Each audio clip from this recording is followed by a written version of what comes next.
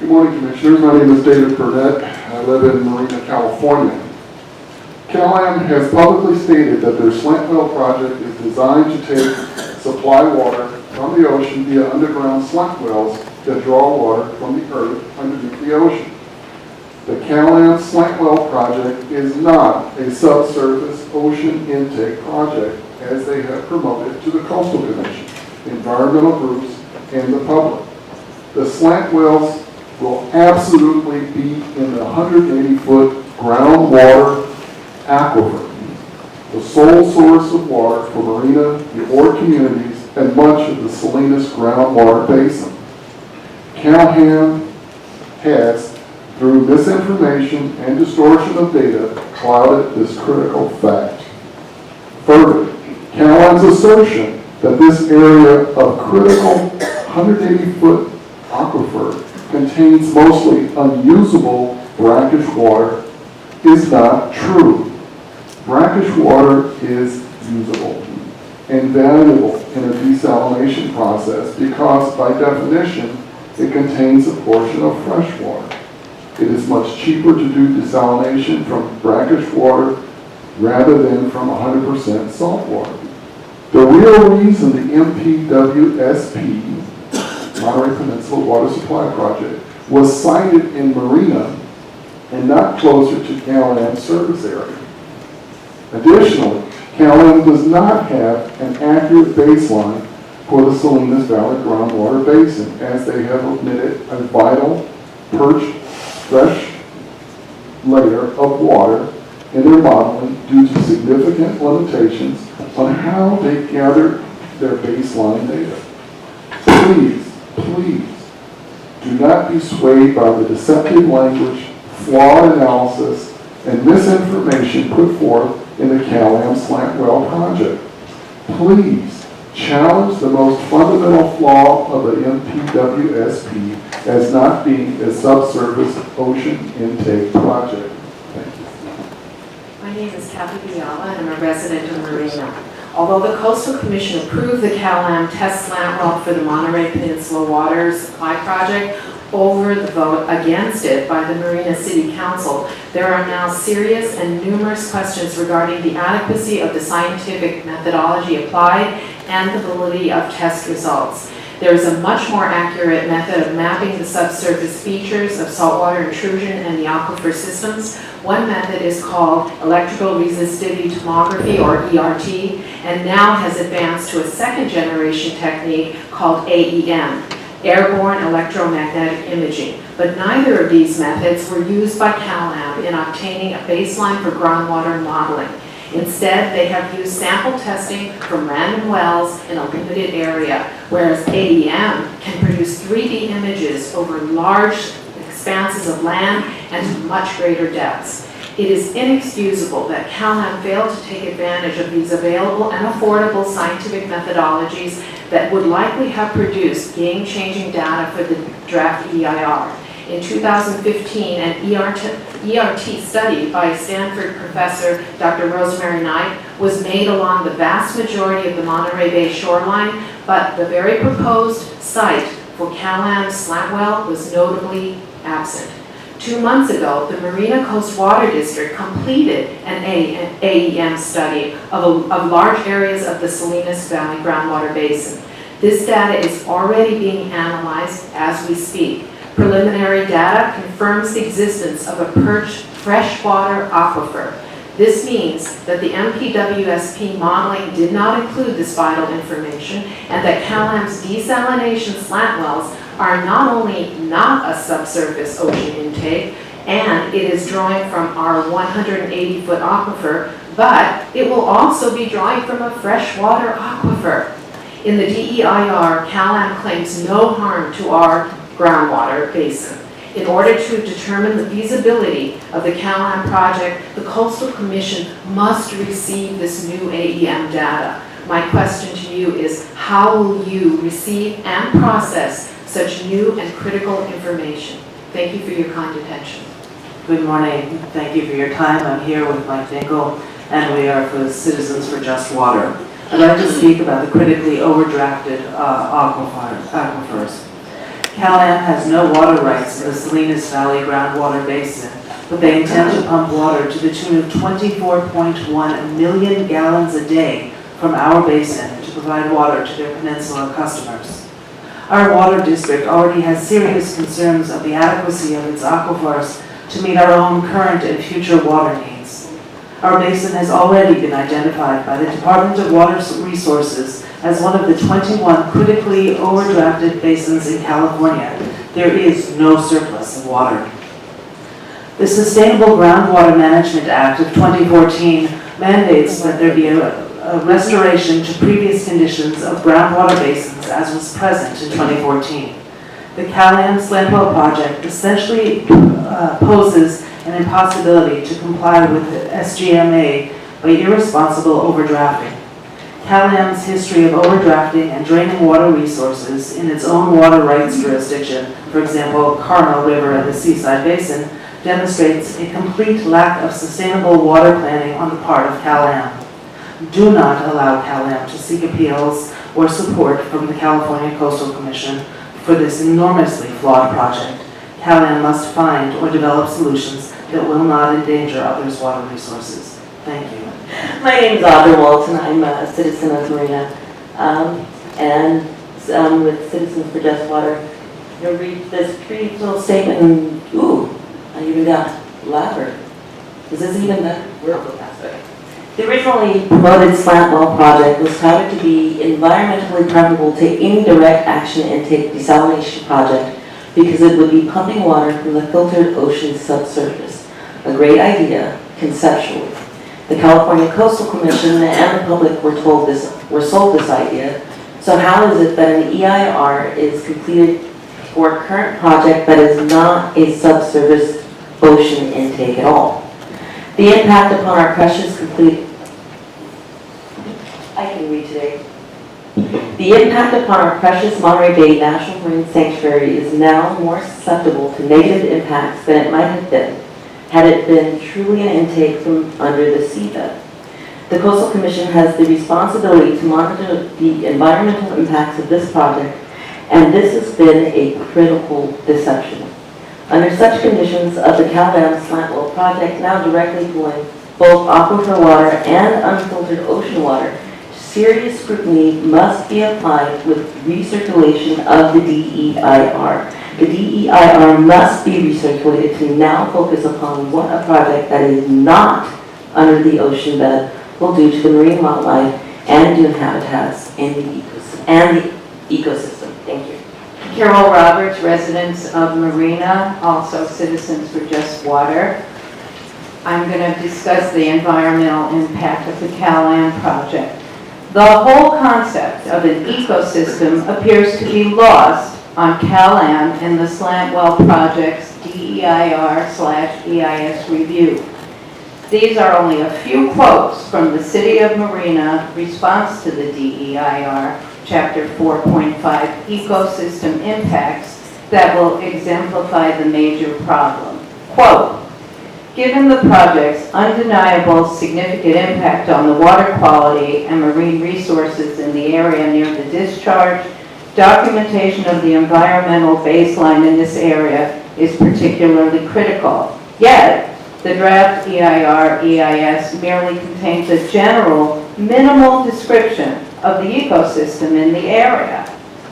Quote, the draft EIR/EIS states that analysis of impacts on plankton near the outfall is based on sampling of small zooplankton conducted one day in spring 2016. This sampling is wholly insufficient.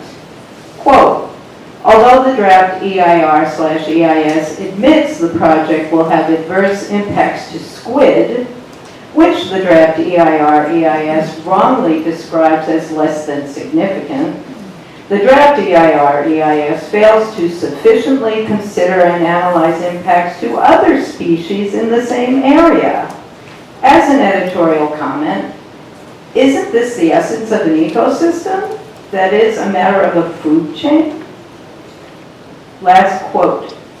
The project proposes to locate several project components in areas classified as primary and secondary habitat in which rare, endangered, threatened species exist, including the western snowy plover, I might add. But the study area must be large enough to enable an accurate assessment of the environmental baseline. A 50-foot buffer is undoubtedly insufficient. If this CalAmp slant well comes before you for any approvals, please support the City of Marina's perspective. We have only 4 miles of shoreline, and this project will compromise a quarter of that. Please protect our national marine sanctuary and the wildlife habits both in the ocean and on our dunes. Thank you. Yes, Julie Hoffman, Marina resident, also with Citizens for Just Water. Welcome to Marina, by the way. I'm here to make a few comments about the Monterey Regional Water Supply Project, DEIR, that the California Coastal Commission is reviewing currently. Now, I do understand that the consideration by the Coastal Commission regards impacts to ecosystem and coastal habitats for wildlife, such as the snowy plover that live on and around the CEMEX property in Marina, and not about social injustice. What is important to the Coastal Commission is that this project minimize impacts to marine life and the Monterey Bay. CalAmp says that the patented slant well technology will use subsurface ocean intake and filter out sea life using the seabed's sands. But curiously, there is no such slant well desalination system currently producing water that can provide historical operation and data on impacts to sea life or prove that it even works well at all. It all just sounds really good on paper. This constitutes engineering hubris to present a costly beta test when a solid and reliable solution is demanded. Recently, the California Coastal Commission rejected a Humboldt Bay oyster farm bid to expand its operations. The primary reasons given by Commissioner Mary Schallenberger to reject the project were way too big, too many unknowns, and too big of a large-scale field experiment. In the same way, this regional water solution that only serves the wealthier peninsula is oversized, untested, misleading groundwater sucking project that usurps another water district's jurisdictional water rights. In fact, this project is a risky beta test in Marina's groundwater and unjustly impacts the citizens of Marina in their native habitat. Your closer scrutiny of the CalAmp DEIR is required to reveal that the many inconsistencies, obfuscations, and omissions of impacts that have been presented for your review. I urge you to look past the heady promises of new technology and reject approval of this project, the snowy plovers, and the human macroorganisms of Marina. Thank you. Good morning, my commissioners, and welcome to our home.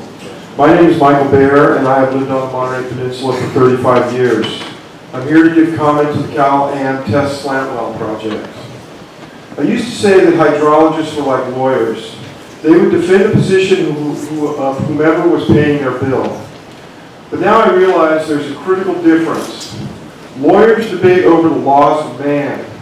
Whoever convinces the judge or the jury is right in the eyes of the law. But hydrologists, they argue and debate over the laws of nature.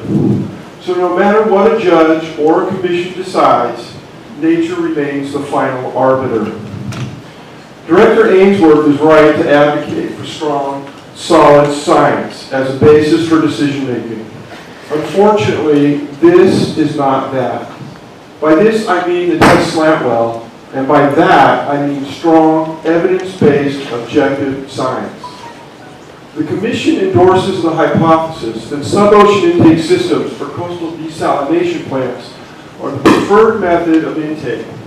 They were lobbied in this belief by Surfrider externally and by Mr. Luster internally, and I suspect other voices added to the choir. So in November of 2014 in Half Moon Bay, the Commission unanimously approved the sub-ocean CalAmp slant well test at the CEMEX site, overturning the judgment of the Marina City Council. The project was flawed before the permit was debated because the chief hydrologist, Dr. Dennis Williams, president of Geosciences, had been revealed to hold crippling conflicts of interest as the international patent holder of slant well technologies.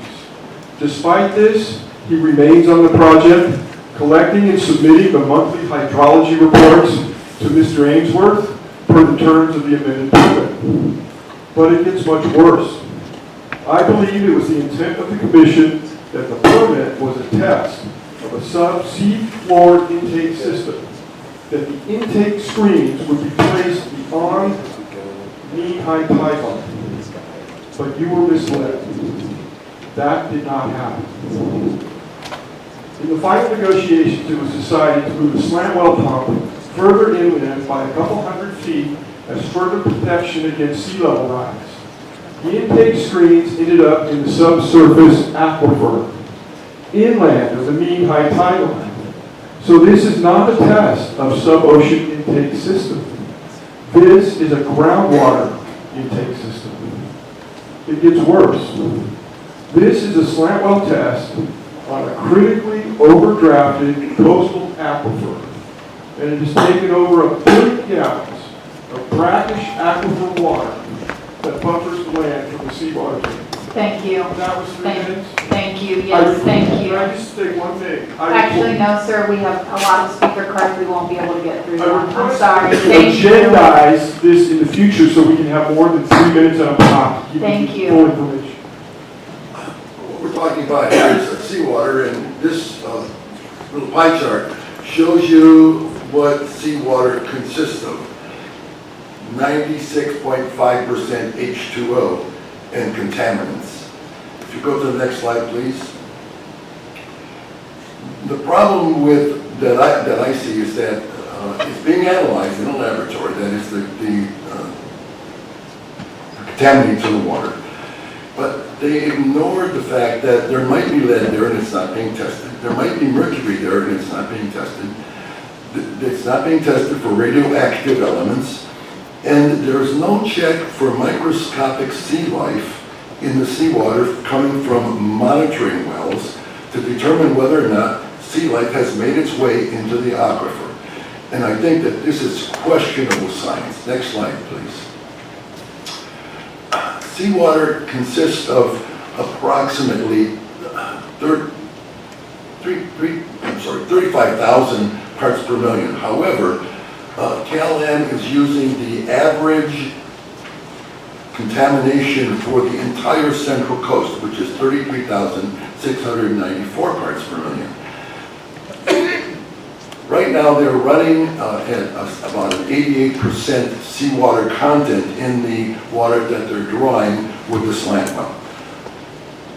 I think that they should have taken measurements of the bay water to determine exactly what the seawater content was, as opposed to using the average number for the central coast. Next slide, please. This is an example of the baselines that were set by the monitoring wells, and I particularly focused on monitoring well number 4, which is approximately 2,000 feet inland, south of the slant well. That particular monitoring well had a basis of 17,500 parts per million. If you will go to the next slide, please.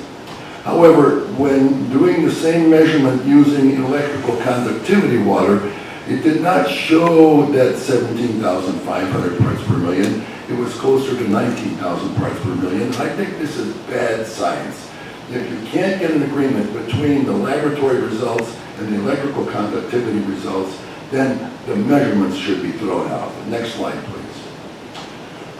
This slide shows the 3 sensors that are monitoring the water in that monitoring well number 4. As it turns out, the rate of increase of contamination of solids in the aquifer that is being monitored by this monitoring well has gone up approximately 2,500 parts per million. Thank you very much. Good morning. Thank you. My name is George Riley. I want to repeat a couple of things that have already been said. One, you're congratulated on taking an innovative and brave decision to approve the slant well. That's not a particularly innovative and brave decision. It was been recommended by various state agencies to undertake this kind of project. The condition was, is it feasible? And that's a question I want to raise with your group as well as with staff.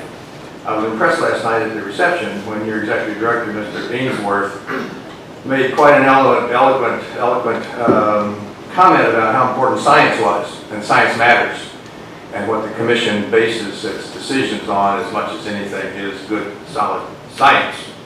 And that's what we're concerned about. You approved a test well. You approved a well that's never been conducted and become operational anywhere in the entire world. You undertook an attempt to test the validity and the feasibility of a slant well under the ocean for desal purposes. Since that permit has been issued by you, we've learned there is no baseline data that's reliable to measure changes in what's happening. They've changed the location of the intake process from under the bay to under the land, which begins to implicate many, many complications around water rights. These tests so far has produced a volume of water, yes. It works, yes. What's the science? We don't know. I'm asking your commission to get serious about the science side. It is a test. It's never been done before. What was done in Dana Point has been discontinued.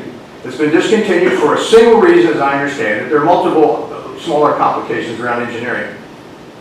But it was stopped because of the high cost. The cost of our slant well started out at a $4 million estimate. It is now north of $16 million. At some point, cost matters. I'm not saying that should supersede science. I'm asking that this commission get serious about the science side. Ask for a report. Ask for a final report from the Hydrogeology Working Group. It's a science-based group. It's a group of hydrologists today that exist and are trying to evaluate the success of this project. They are not issuing a final report. They never have. They're supposed to. You asked for a report in 12 to 18 months. It's now around 20 months. No report, no final report. I would ask you to ask for a final report.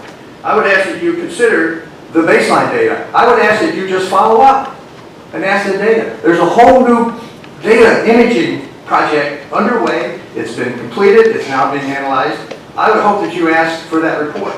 It was conducted by the Marine Coast Water District. It's called Aerial Electromagnetic Imaging. Ask for it. Thank you.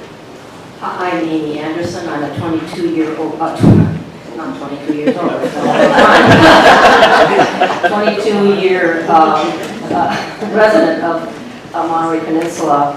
And thank you for this opportunity to speak.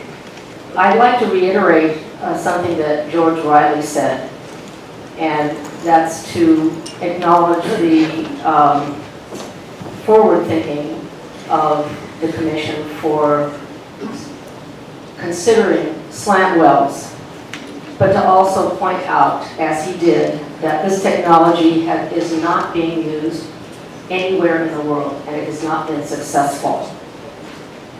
The local project has not yet completed the requisite and continuous pumping days to claim any success. CalAM has no water rights for Salinas Valley aquifers and has not demonstrated that it has a clear path to gaining these rights. Yet the test well is clearly it's not under the seafloor, it is in aquifers. The CCC required there be no operating wells in the vicinity of the test slant well. However, there are 2 active ag land trust wells in the vicinity. That is in conflict.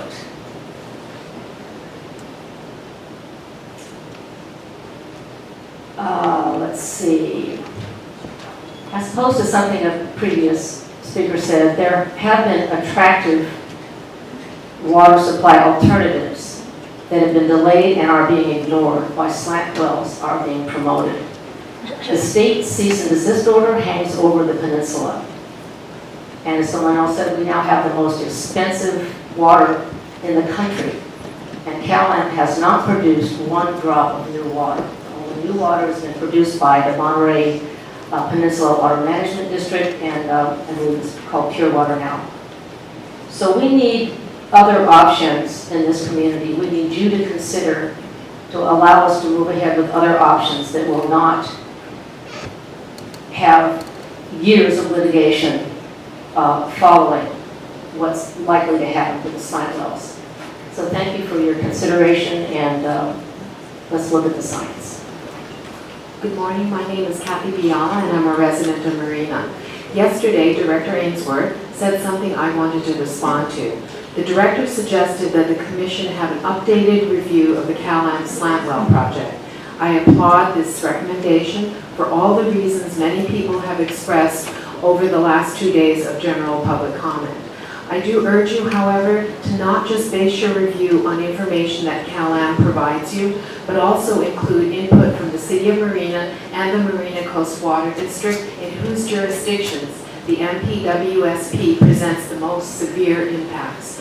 Of importance is the 15-page ecosystem section in the City of Marina's response to the project's current DEIR. This is the second DEIR for this project, and those experienced in environmental impact reports have told me that they have never seen such sheer volume and quality of written challenges. On the heels of yesterday's unanimous vote to end the CMEX sand mining in Marina, I would like you now to imagine 10 slant wells being constructed on that shoreline, the presence of a facility that will suck out groundwater, complete a desalting process, and then spew back 14 million gallons per day of high salinity brine discharge into the National Marine Sanctuary, all in the exact same spot which you have only yesterday so resolutely designated for open space and conservation in perpetuity. And this scenario could actually happen because of prior easement agreements made by CalAm and future land purchase deals. CalAm has already invested $16 million in one test slant well and is eager to spend another $350 million plus for the next 9 wells. Please listen carefully and scrutinize the information in your suggested review. You are directly involved in this project, having approved a permit for the building of one test slant well. Now it is your job to see if this project is consistent with the values and commitments you upheld yesterday. This commission has shown itself to have the competency and the backbone to enact decisions based on good science. We in Marina are again reliant upon the commission for this important responsibility. Thank you very much. Hi, my name is George Riley. I'm Managing Director of a nonprofit called Public Water Now on the Monterey Peninsula.